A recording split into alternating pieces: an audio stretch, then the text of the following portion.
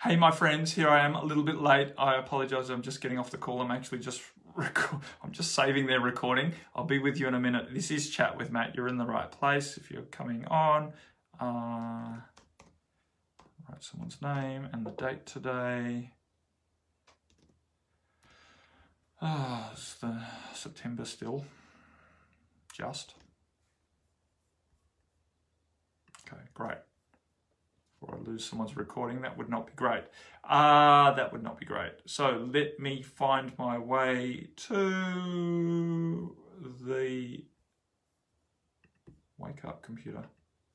The right group, Bright Light Beings, and see, I know someone wrote in a few things. Hey, Sister Mary. Hey, Jane. I'm just getting myself together here. Bright Light Beings group. This is the one. Oh, goodness. Emily Rose. I did put the notification up in this group, didn't I?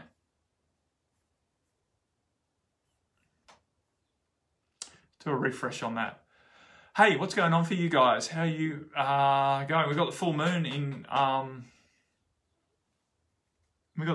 about 48 hours. 49 hours to be exact. Pretty much exact. It's 9:06 here. It'll be 10:06 Friday morning. Hey, Sister Ashki. Hey, Louise. Feel free to write in something. I think it was Ashki actually wrote something in beforehand. I'm trying to get there. I'm not doing a very good job of it. Chat with Matt on in 9.5 hours. Here we go. Okay, Natalie also has a thing there. So let's start at the beginning and we'll work down. The photo was taken in Mexico about 18 months ago, March 2019. For those of you interested, just before we led a retreat there. Ashki asked, assistance with creating my own supportive structure of practice, including renewing my yoga practices. Awesome.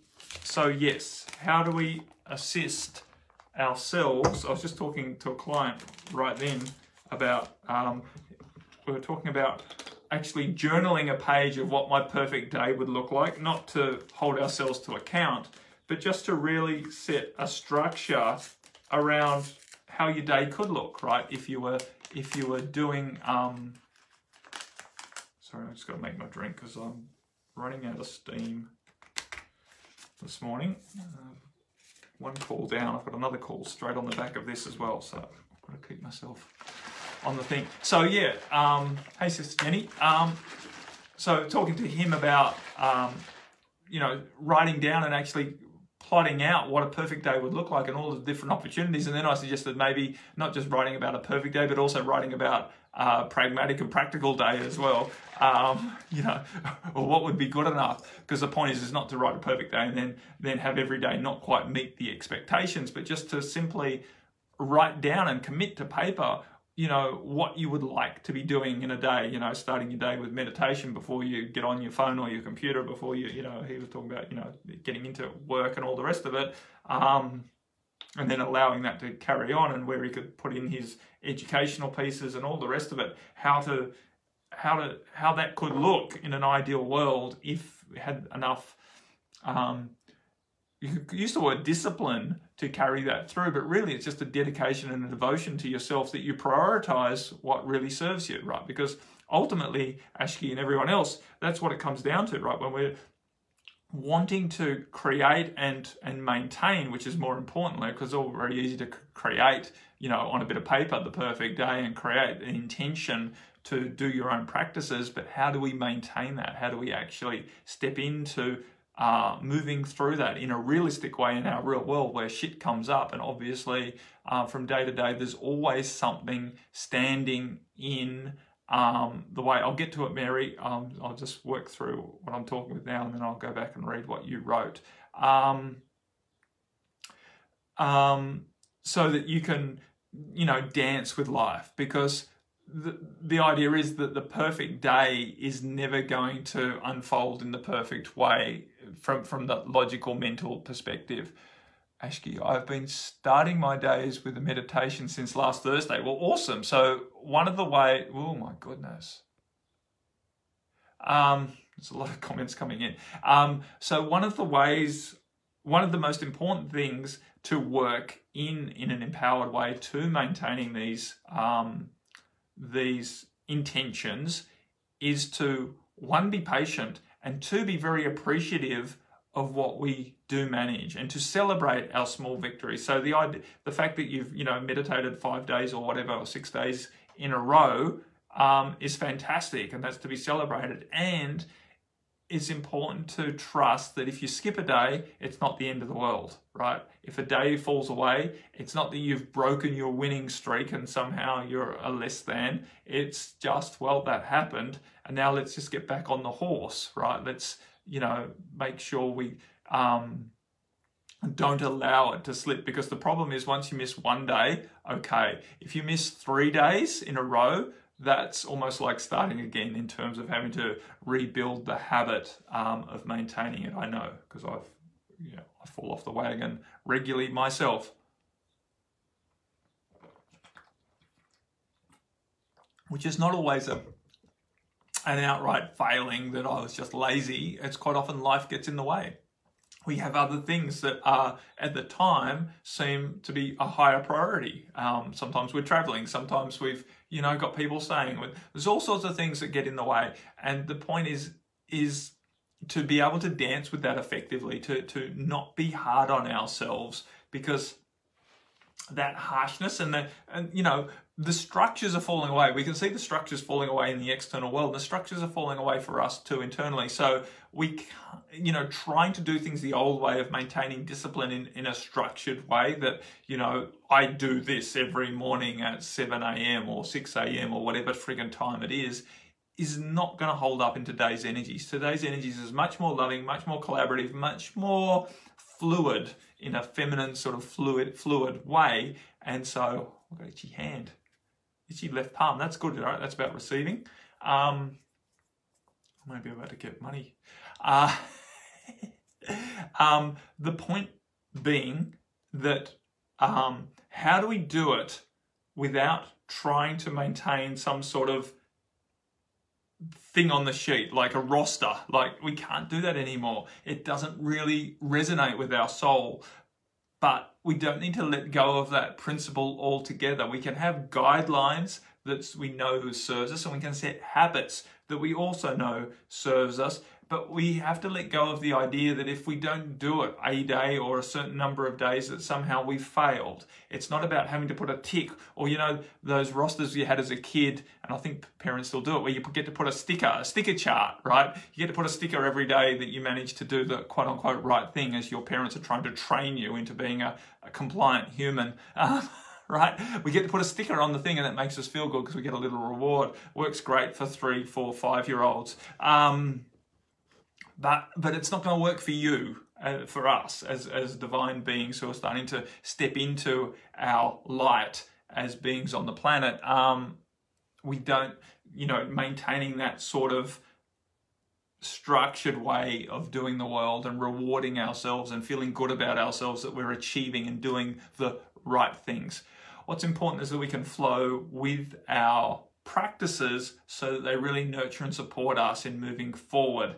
Hey, Brother Matt, how are you going down there in Dunedin?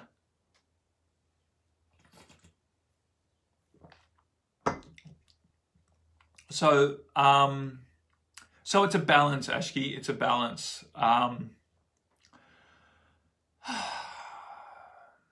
Supportive structures, allowing them to be gentle. I think a part of it, there's a fear about establishing such structures because we fear the disappointment. It's cold down there, I bet it is.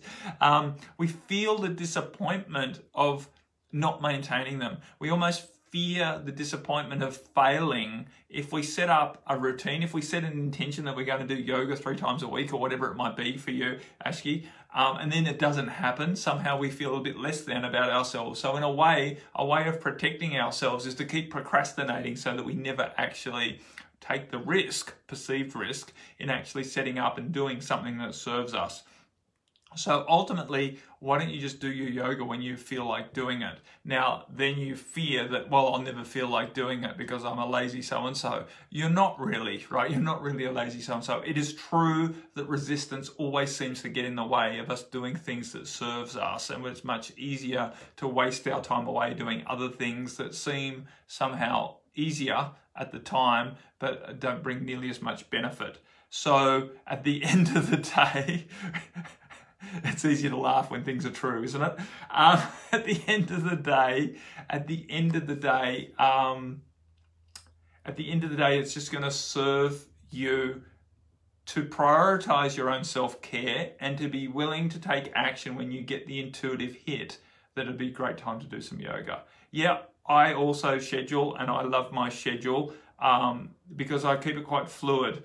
I've got things put into my Google Calendar that come up and tell me, right, now's the time that you're supposed to be going for your walk, now's the time that you're supposed to be practicing your yoga. I actually sometimes have to put in, now's the time to eat in my calendar. I know that sounds crazy, but if I don't put it in my calendar, otherwise somehow other things get scheduled over the top of when I would usually want to eat. So it's there. But the point is, if something coincides with it, or if it doesn't actually fit in, right, if I can't actually go for my walk right now because it's raining, then I can pick that thing up and move it somewhere else. If it doesn't really work for me to do my yoga practice right now, I can move it a little bit, or a lot even. But the point is not to allow these things to go undone terribly often. Sometimes, of course, they do, right? Sometimes it just doesn't happen, and it turns into a light blue square instead of a dark blue square, and it never got done, which is disappointing. But the point is to schedule things and then to be fluid enough to move it around and not to go, oh dear, it's 3:30 and I haven't got time to go for my walk. That's gone out the window. There's no walk today. It's crazy, right? So I have to use technology because otherwise I just forget to do things, right? Put the bin out, it's on the freaking calendar, right? On the right day, and it just happens every week. It's kind of a way of trying to help me cope with the fact that I don't have a very good memory anymore, even though once upon a time I did. So now I've just got technology to do that simple task for me, to remind me to do things that need to be done.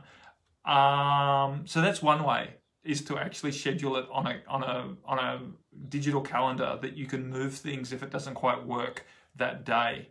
I find that quite great because you just pick those appointments up and you just move them. You can move them from day to day, you can move them from week to week, you can move them just 15 minutes if you can't start right now, but you don't, because every time you move it, then it reminds you again that you have to do it. And sometimes we need badgering in a compassionate way. Louise said, I have learned to be much more compassionate with myself and what I do each day. If I'm too rigid, I get rebellious. Exactly. I'm not going to try and hit the see more button. I'm going to find it here.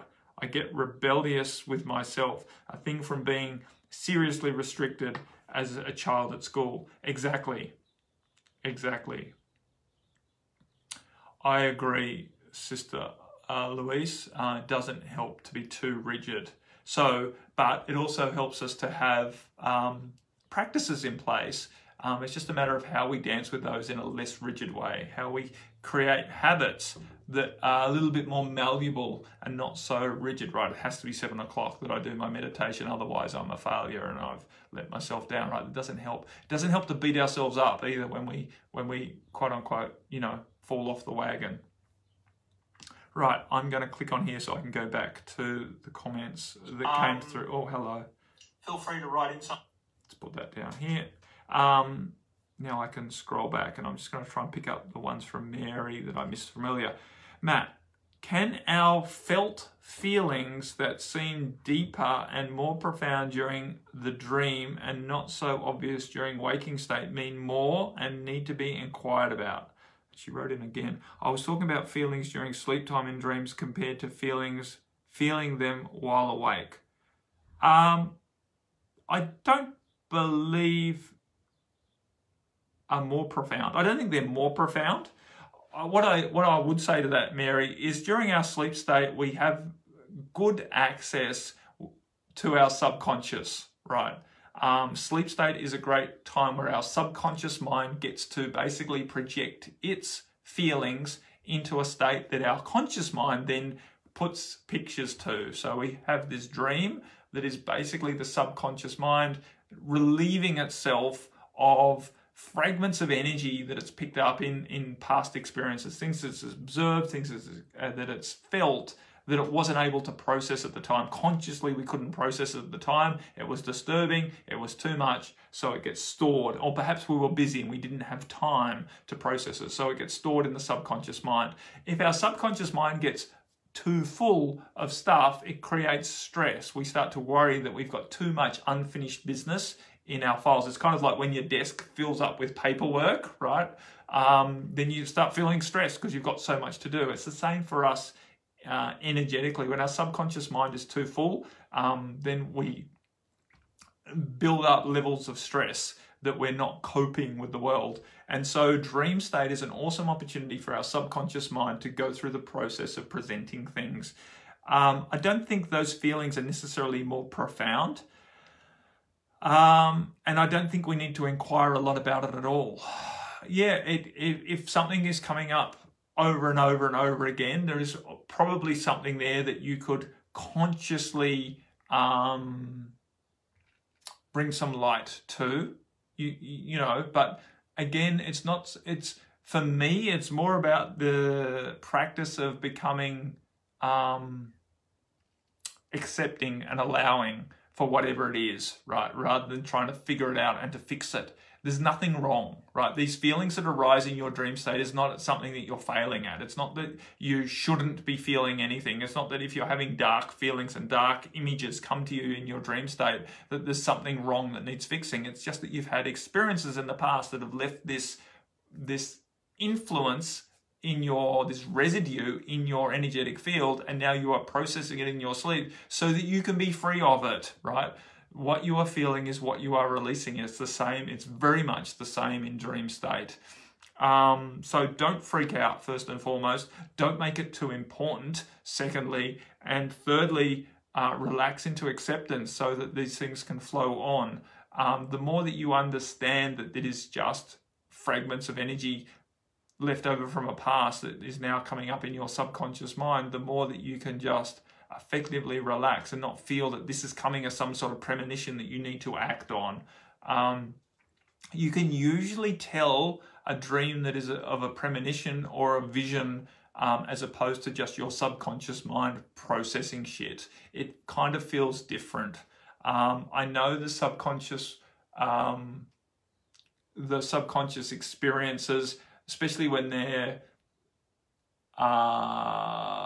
what's the right word, when you keep having it repetitive, can start to make you question whether you need to work on something or not. But most of the working on something involves relaxing into allowance around it, because most of the time the reason that we don't effectively let go of that stuff is that we judge it as wrong and then contract around it, right? It's the judgment that you shouldn't be having those feelings, or you shouldn't be having those visions, or they're somehow bad or wrong or not beneficial, and then that contraction is what creates problems. I'm welcoming the feelings as I do feel they are definitely releasing, and I recognize their origination. Origination, I like that word. Perfect. So just keep on keeping on, Mary, and don't worry too much about it. They're not to be understood so much, generally. Dream state is a great time of letting go of stuff that we don't understand. So just be willing. And it's good to recognize it too. And there's nothing wrong with appreciating the dreams or writing the dreams down or recognizing them for what they are, but don't just don't get too caught up in analyzing them or tracking them too much. Hopefully that makes sense.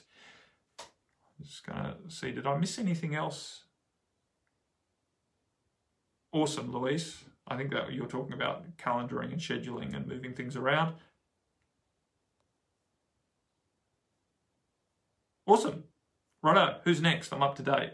I caught up with the conversation. Still got another sort of 10 minutes or so. Very happy to dance with whatever. Hey, Sister Stacey. Very happy to dance with whatever. As I was saying, it is full moon time. It's full moon in 48 hours. So we can expect a little bit of intensity. I put out it's just going out, I think. I've scheduled it. Actually, I don't think it has sent. I will be starting a call in exactly 48 hours, free call, as is my habit now on full moon time. I know I did one on the equinox just last week, but we're doing another one. Really feeling into how this intensity can be a very, very healing experience for us. How this intensity right now, specifically the intensity right now, and I was reading a bit about the astrology of the full moon and I've completely forgotten it, but that doesn't matter, because it was just sort of highlighting what I was kind of feeling, which is that the intensity right now in this time period and this full moon experience is really bringing up some deep wounds. And I've just, the few clients I've had, more than a few clients I've had over the last 3 or 4 days has really shown this. There's a lot of deep stuff getting triggered to the surface, at the moment, and it's a really, really awesome healing opportunity right now. There's an awesome opportunity to heal some very, very deep fundamental wounds that we are carrying, and this full moon experience is going to give us an opportunity to do that. So look out for that. I will post it into this group very shortly, although it might not happen before my next session. I've got pretty much back-to-back sessions throughout today, at least for the next few hours, but I will attempt to get that out shortly. The call-in details so that you can put it in your calendar, but basically the call is going to start in 48 hours. So whatever time it is for you right now, and I know you might not be watching live, but those of you who are watching the replay can sort of work it out from when this happened. It'll be 9:30 a.m. New Zealand time, which will be 9:30 p.m. UK time with the current way that the clocks are working, and that is 3:30 p.m. Central time in the Americas, and you can add an hour on for Eastern and take 2 hours off for Pacific, and work out Mountain time and any other time zone in there. You can work out. For Australia, just reminder that New Zealand is now 3 hours ahead for this week only, because we went to daylight savings time a week before you guys, so it will be 6:30 a.m. on the eastern seaboard of Australia. Okay, let's get back to some questions.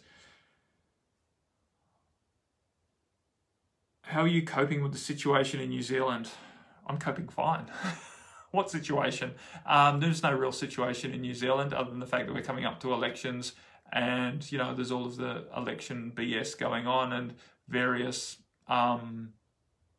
potentials out there for further restriction to our freedoms. But there's no real situation at the moment. We're out of lockdown, completely free to do whatever we want, other than leave the country and come back in. So I'm coping just fine with that, and I'm just holding my intention and my energy and doing my, meditations and prayers on holding the highest space for the highest outcome, however that happens, and being willing to advocate in purposeful ways and effective ways to achieve that, right? To achieve that, to get out of just standing on the soapbox and pointing at things and saying how wrong they are and how effed up all that is, but to really offer suggestions to how I feel the world might be and how we might get there. So that's how I'm handling the current situation. Feeling weird energy in the back of my heart and my tongue right now. Well, that's interesting. I don't know quite what to say to that, Ashki. Other than relax and trust that it's just energy shifting, as it always is, right? What you are feeling is what you are releasing. And energy shows up in our body in all sorts of different ways. Yeah, we can generally get a clue about what it is based on where it is in the body, An interesting feeling that you're feeling a weird energy in your tongue. I don't think I've ever had that. Yeah, certainly I've had plenty of weird feelings in and around my heart, back of heart, front of heart. But which is, normally to do with opening up, and sometimes it's about feeling triggered around what has caused my heart to close in the past to protect myself. But anyway, weird energies is pretty normal, you know, the new normal, quote unquote. The new normal is being an allowance of weird energies. The new normal is not allowing yourself to be tracked and traced everywhere you go. We're not buying into that new normal. The new normal that we are buying into is the fact that the world is going to be quite intense for some time. It's going to be rather chaotic for some time. It's going to be a little bit concerning and easy to buy into fear for some time. That is the new normal. Don't go there, Ashki. Don't go there.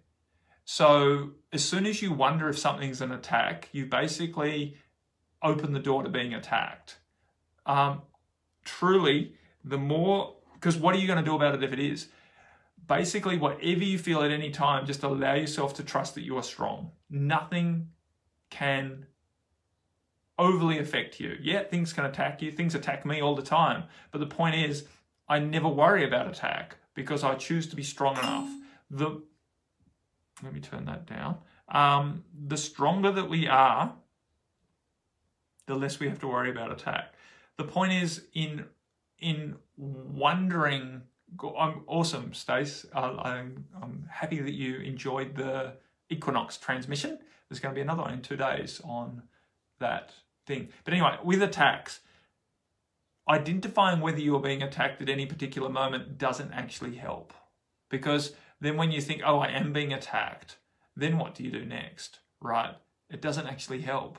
So for me, when I feel an energy, the first thing I say is, I wonder what I'm releasing, not I wonder if I'm being attacked. Because if I am being attacked, I'm releasing that. And whatever is being instigated is I'm choosing to release. So as soon as I say release, I basically release whatever is happening, and that includes an attack. Ultimately, the process of moving through whatever is coming up from within you to release, or whatever someone is projecting at you as a form of attack, because it does happen. I'm not saying that attacks don't happen. People attack all the time. Consciously and subconsciously, attacks are happening. But the point is, it's the same process. You breathe into your core and you feel strong. You choose to strengthen your energy field. And as you breathe out, you allow that energy to wash out through you, doing 3 things: purifying you from the inside out. As that light washes out, it's taking away remnants of darkness, density, fears, discordances, doubts, all of that stuff that you don't want anymore gets washed out from the inside out. 2, it buffers or protects you because now you have a positive emanation of light radiating out from you because you're choosing to stimulate your core and to consciously radiate light. As you consciously radiate light, darkness can't come upstream against that light. So you basically protect yourself against anything that might be attacking you because you are choosing to purify yourself from the inside out. And thirdly, and perhaps most excitingly, when you radiate your light, you become more like a beacon than a sponge, and you are sending out your calling card to attract good situations. People who actually resonate with your light can recognize you and come in. So that's the point, right? Whether it's an attack or whether it's something coming up from within you, it's the same process to deal with it, which is basically just to consciously strengthen your own connection with Source and to radiate that out through you. But when you do it with the intention that you are basically releasing something, there is far less fear involved than when you consciously do it from a state of, I'm being attacked and I need to defend myself, right? Because as soon as you go into, I need to defend myself against an attack, you diminish and crunch and create more stress in your energetic field, right? No one likes to think that they're under attack. So choose to stop thinking that you're under attack and choose to believe that you are releasing something so that then it feels like a positive experience. This is a positive experience because I'm letting go of something that's been diminishing my freedom for a period of time, which might be millennia. With that attitude, your vibration stays expansive and you stay stronger and thus much less likely to be influenced by any attack that might be there.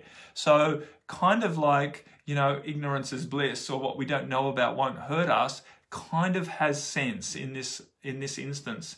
And so the less that we worry about being attacked, the stronger we are and the less we're influenced by attack. Hey, Sister Julie Ray, how are you today?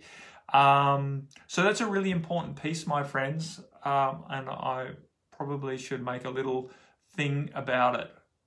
Awesome. I'm glad that you are doing that, Kelly. Well done.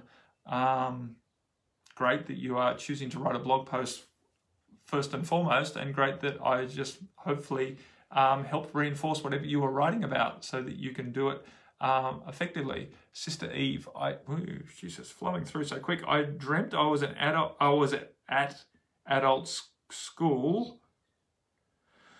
I dreamt that I was at adult school just before I woke up. God, everything's happening so quickly. I feel that my higher self was showing me that I like the education process which I am following online currently. This was very helpful, affirming that I value a process that is more free, also some discipline required, and most suitable for me. Dreams immediately before I wake up are messages from my higher self. Awesome. Sister Ashki, is it also that if I pick up some rogue energy, then I have had some affinity with it and I need to release it anyway? Exactly. So what you really want to release is the belief that something can attack you. What you really want to release is the weakness in your field that leaves you susceptible to being attacked, which is not a failing of you, it's just a residue of experiences you've had in the time. Many of us have been implanted with beliefs that, you know, we have to fear the darkness and that it's going to keep attacking us, basically to keep us small and in fear, right? Because those dark beings know that if they keep someone in fear, worried about being attacked, then they're easy to control and much less likely to overthrow them. So yeah, saying the word release is a no-brainer in terms of risk reward. There's a very little risk in choosing to believe whatever's happening is the opportunity to release something, and there's a great reward in doing so. And so for me, it's just a no-brainer, immediate go-to as my first thought on any form of discomfort or discordance that comes my way. As soon as I feel discomfort or discordance, the first thought is, wow, what am I releasing? Or I am releasing. This is what I'm releasing. What I'm feeling is what I'm releasing. Because to go any other direction is fraught with danger. So even if it's not true, it's going to benefit you. And that's the interesting thing, right? A lot of us cling so tenuously to this idea that I need to know the truth about things. And the truth is that you're not capable of knowing the truth about a lot of things, right? We're just not capable, or we're not strong enough to know the truth about what's going on a lot of the time. And so it's not important, the truth. What's more important is that we do what's beneficial. You know,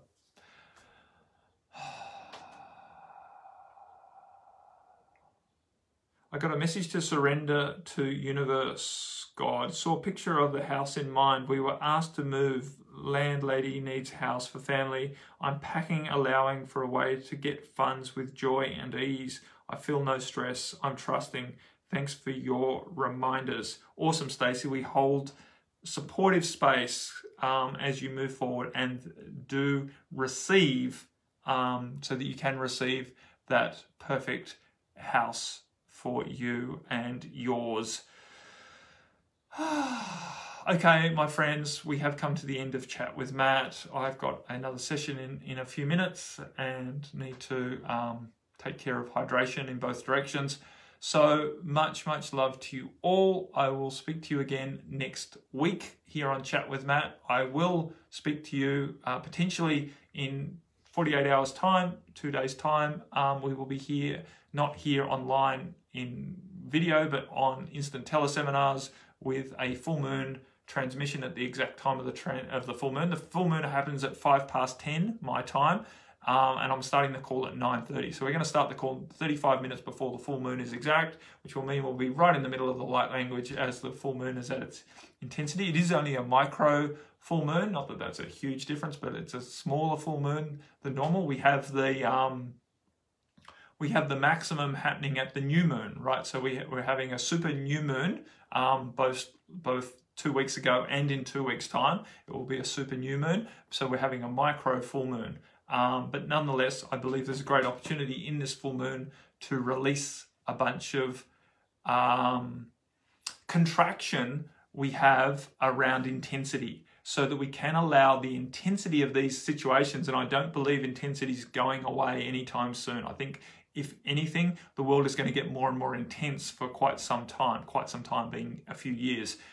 Intensity is going to be on the up and up, and our job is to work with that intensity in empowered ways, right? To allow the intensity to be opportunities to heal and release things, rather than intensity being an overwhelming thing that keeps putting us, out of functionality. We need to learn to function well with intensity, and that's what we're going to be working towards in 2 days' time. So much love to you all, much support, whatever you're going through or however you are dealing with life at the moment. Relax and trust that what you are feeling is what you are releasing. Perfect Sister Ashki, thanks for your input today. Much love to all of you and everyone who added to this conversation. I look forward to speaking to you again soon. Bye for now. Bye-bye.